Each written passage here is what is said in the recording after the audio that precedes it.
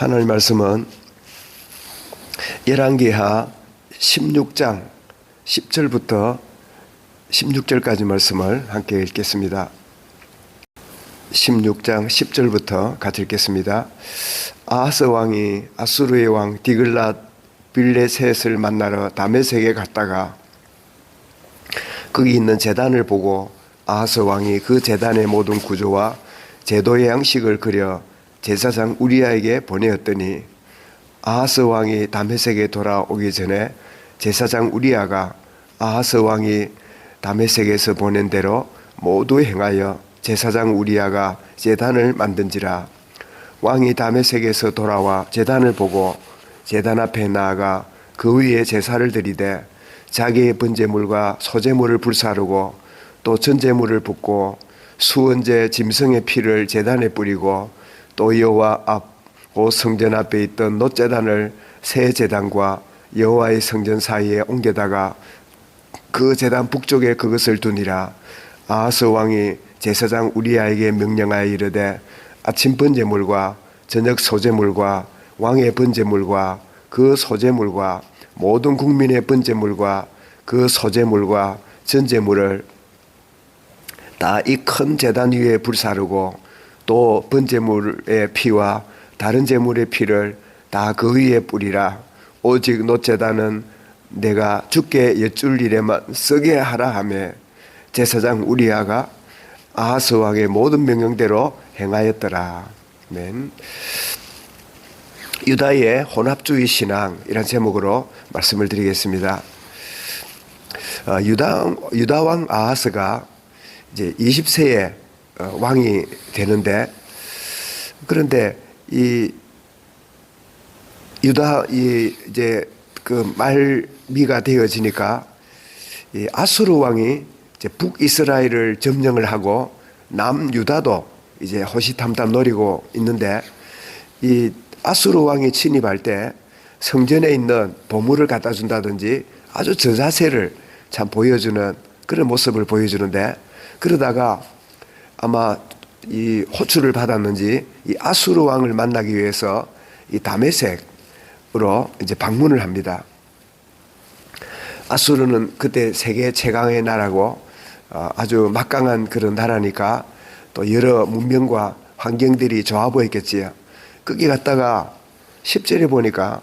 아하스 왕이 아수르 왕 디글랏을 만나러 다메섹 갔다가 거기서 뭘 보느냐니까 거기서 제단을 보고 그 왕이 그 제단의 모든 구조와 제도의 양식을 그려 본국에 있는 제사장 우리야에게 이제 보내가지고 이 모양대로 만들어라. 그 모양이 굉장히 크고 아주 그럴듯해 보이는 그런 모양의 이 제단인가 봐요. 그 우상 제단인데 하나님이 참 원하시는 제단은 모세를 통하여 그 성막과 그리고 성소를 중심으로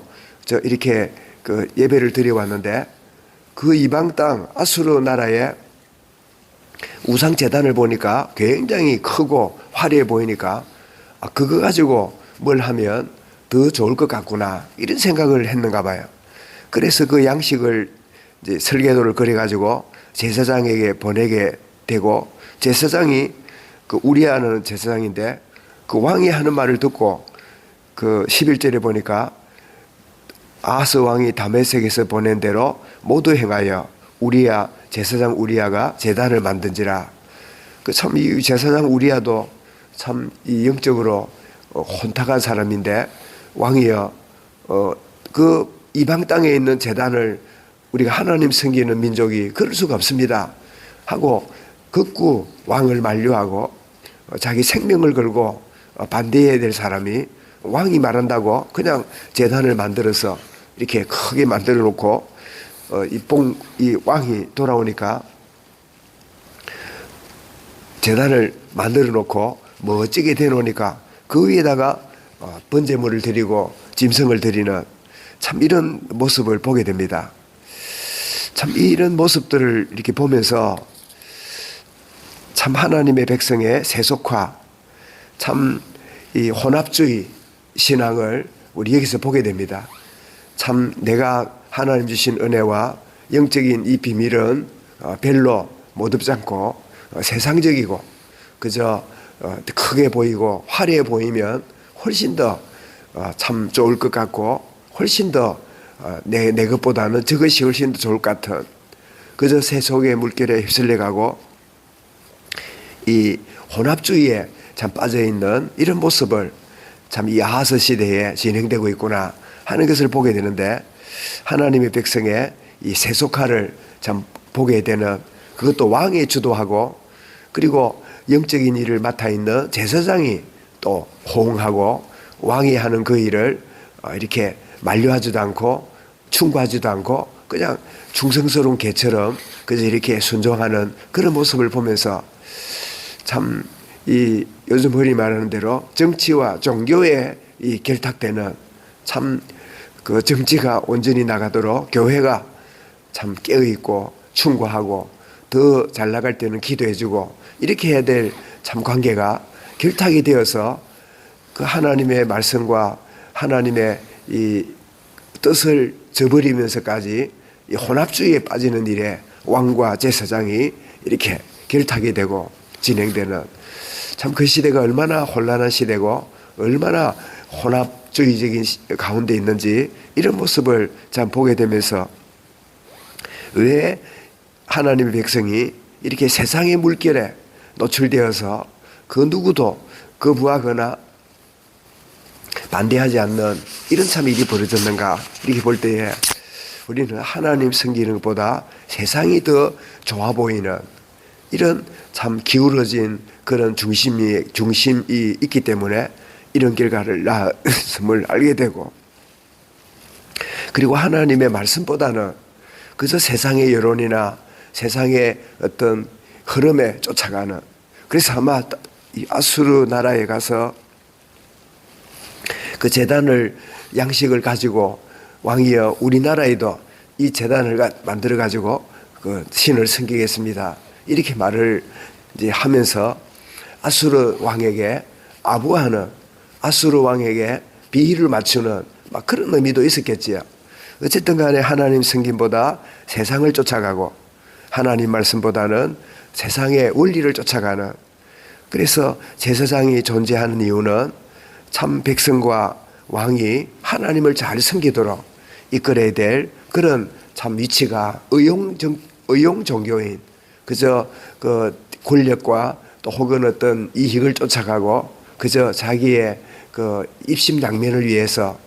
그저 내게 주어진 본질을 놓치고 비본질적인 일에 참 동조하고 있는 이런 참 안타까운 그 모습을 열왕기 시대에 참 우리 확인하게 됩니다. 오늘을 살아가는 저와 여러분도